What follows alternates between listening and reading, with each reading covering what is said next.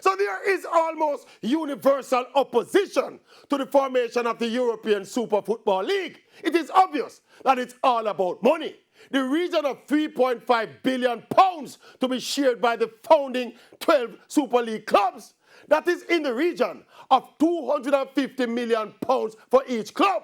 Now, how do you tell these club owners, who are mostly businessmen, to turn them back on that kind of money after losing millions in the pandemic? And this notion that this move will destroy football, that's an overreaction.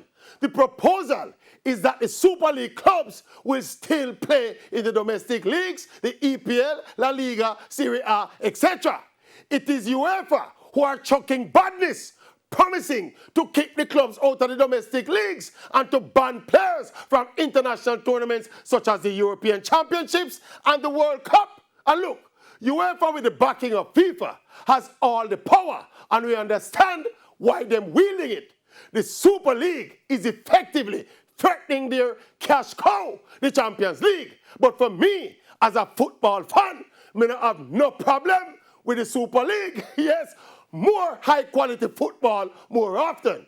If UEFA ease up after the bully tactics and understand the position of the clubs, this thing can work. Yes, it can work. And we will all live happily ever after. Yes. You know, think.